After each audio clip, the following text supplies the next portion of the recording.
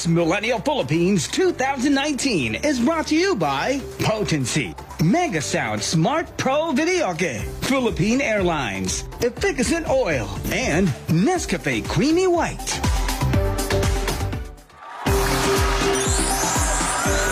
Ayan na ang crown at nandito na rin ang mga pasalubong. Ito yung Coco Jam. Kanina pa po Paborito ko kami yan. nag-i-istibis na mga pasalubong dito. At saka itong kutsinta, isasakay ko na to sa car ko. Mag-share ka kayo. Abangan nyo rin mga Dabarkads dahil ang mga Dabarkads ninyo mismo ang naka-experience mag-tour sa mga probinsya ng mga Miss Millennial. Si Ayan, AK, ano mga binisita ninyo? yes, si AK nang galing na sa Iloilo, si Ruby nagpuntang Guimaras, ako, Sarap. kararating ko lang from Aklan. Welcome back. Salamat sa mga nag-tour sa amin doon. At si Poleng at si Riza, pumunta naman ng Rizal. Yan. At hindi lang sila basta-basta nag-tour dyan, ha? Si Pauline tsaka si Riza. Talagang face your fears din sila dyan. Si Paolo naman, nagpunta ng Cebu. That's right. Yan. O, kahapon, pumasyal tayo sa Aurora. Ngayong araw naman, we are going to visit another province in Luzon with Miss Millennial Quezon Province 2019. Quaizel Sapitana. Be fascinated with a land of 1,000 colors. As Binibining Quezon 2019 shows off the beauty of her home. Quaizel Sabitanan, Miss Millennial Quezon Province 2019.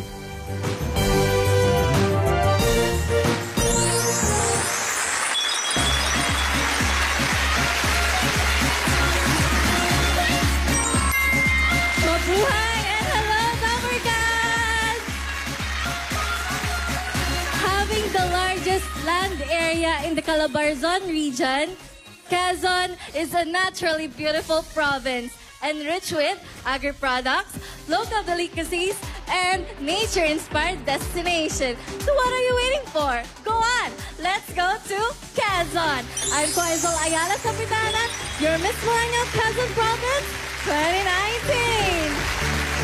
Hi, Quaizel! Miss Millennial Quezon Province, Yes si po. Quaizel Sapitanan. So, saan nang galing yung Quaizel? Quaizel. Tama ba, Quaizel? Yes po. Quaizel. Ano po, honestly po, sabi po kasi ni Daddy, yung po talaga ay based from European po na name po.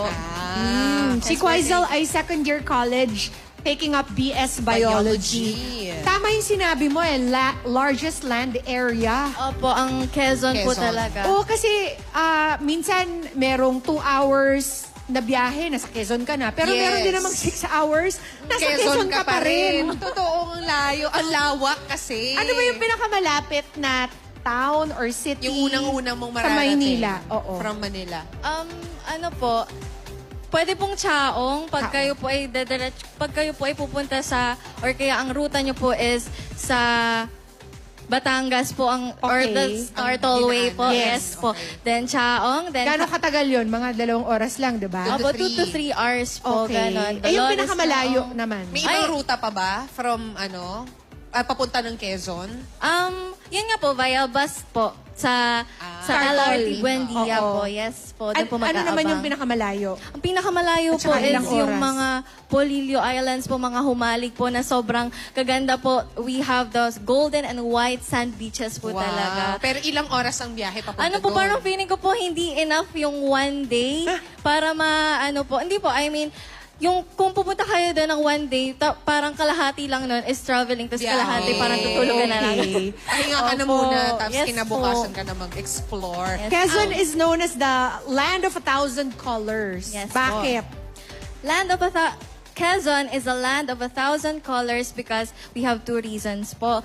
Siyempre, yung una po, yung literal na land of 1,000 colors because of our colorful festivals po. Okay. And of all the festival po, example po nun is Pahiyas Festival sa Lukban, Mais Festival sa Chaong, Maubanog from Mauban, and Candle Festival po sa Candelaria. Of all the festival po talaga, ang pinaka-prestigious po and pinaka-biggest na festival sa Quezon is the Nyug-Nyugan Festival. Kasi marami Sa- ng coconut. Yes po. Tsaka Yung sa lawak naman din kasi talaga ng Quezon, no? Yes Ang daming po. fiesta. O sige, Quaizel, baka pwede mo naman kaming ipasyal sa Quezon. Sige po, thank you po.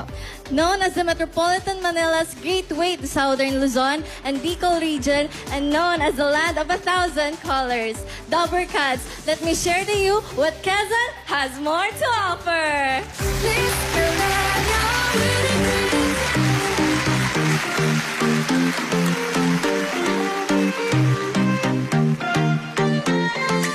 Parini na at yan ang saya sa lalawigan ng Quezon!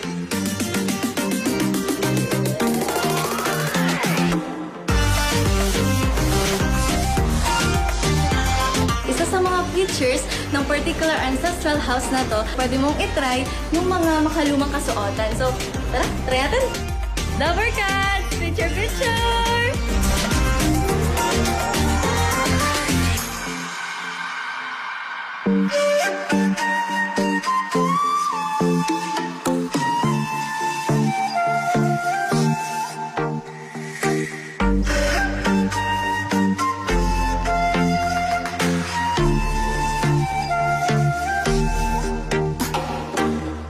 Tikman natin ang isa sa mga pinaka-pinagmamalaki naming mga Quezonians, ang crispy pata ng Bubbles. Legit guys, sarap.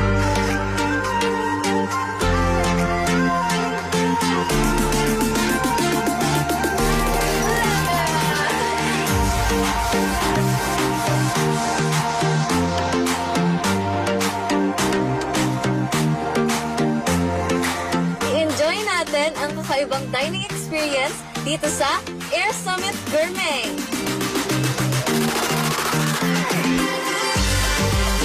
Pasok sa budgeted travel goals ninyo ang 30 pesos getaway dito sa Jenny's White Beach.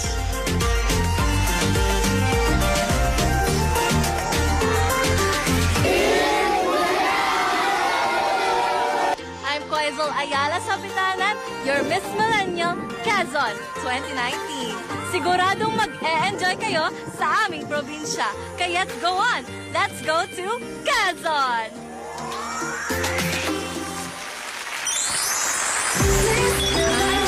Bitin pa si Quaizel sa pagpapakita ng kanyang probinsya. Ako rin nabitin ako kasi alam mo nung kasama ako sa nag-judge nung nanalo si Quaizel. Siyempre, hindi naman kami nakalibot. Ngayon ko lang nakita na napakaganda naman. Yung flower farm pa lang, di ba? Ang ganda. Pero Quaizel, paano yan?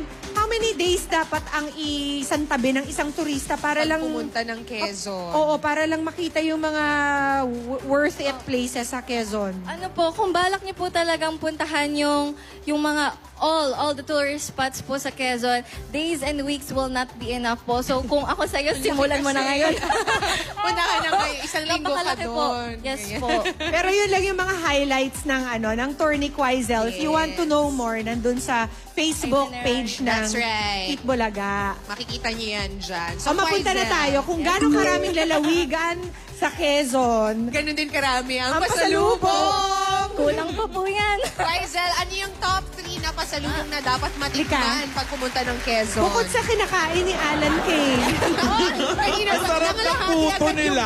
Oo, ano ba yan? Pero hindi daw yan ang highlight na puto. Ano nga ba yung Ayan, highlight? meron pa po Ito, itong The puto bao. Puto Puto bao. bao. Bakit siya kakaiba? Bakit siya Sige special? po. Simulan na po natin dyan. So, kanina po talaga napili ko din sa top 3 na pinakamasarap din po na pasalubong po sa Quezon is yung puto bao. So originally po siya po ay from Agdangan, Quezon. Okay. And yung pong puto bao, kung sa inyo po, yun yung po yung puto bumbong. Pero sa amin po, yun ang yes po, yan po yung aming puto bumbong. So, Sarili i-expect version namin nila para ng siyang puto puto bumbong. Yes po, kaya po siya may violet Ayan color na. because of the color, food color po.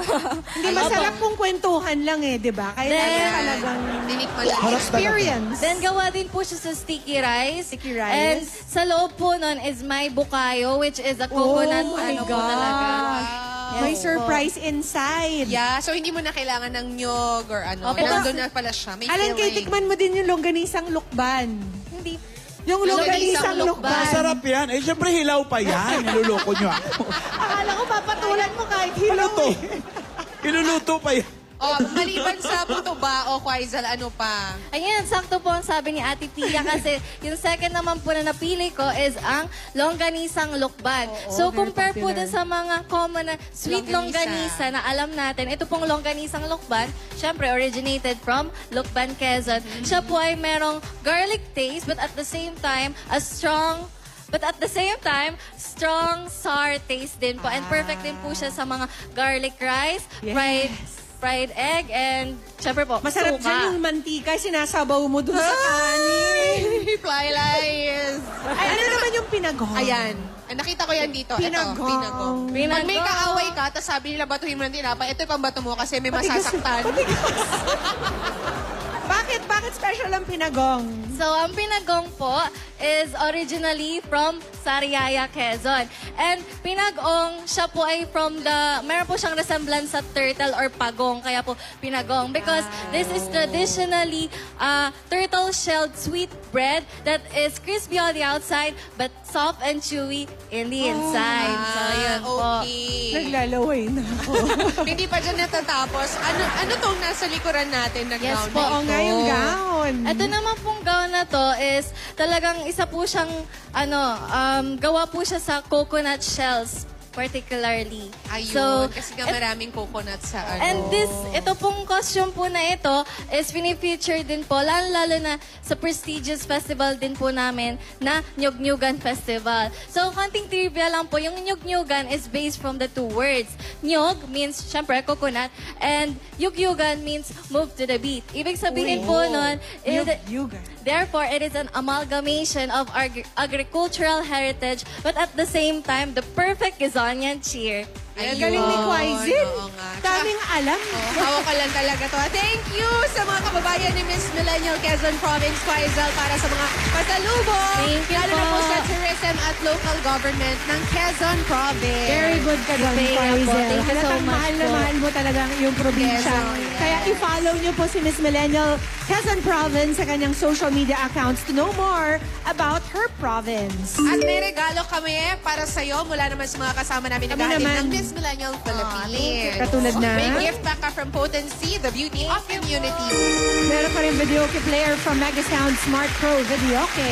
Experience music and more with more than 18,000 built-in songs, free 2-year song updates, and with mobile karaoke app controller. Ang Miss Millennial Philippines ay inihatid din ng Efficacent Oil, araw-arawin mo. Ng Nescafe Creamy White, mas masarap ang buhay pag walang pait.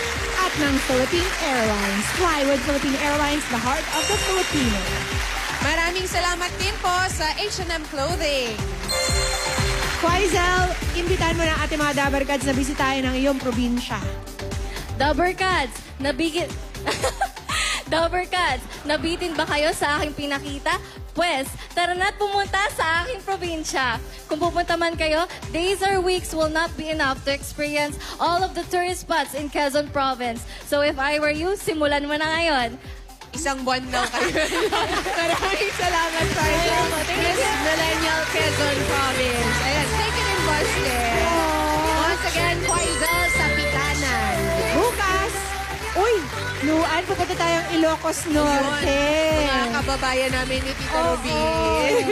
Dito lang yan sa Miss Millennial Philippines 2019. Sumugod naman tayo sa barangay sa One for All for One. Oh, pinagong. Pakin mo rin. Tinapay. The Miss Millennial Philippines 2019 grand winner will receive 500,000 pesos. She will move in from her new house and lot from Lesandra. Angat ka dito. She will also wear the crown, which stands for the strong, independent young Filipina who has a heart for her hometown. It's a crown pit for the next Miss Millennial Philippines.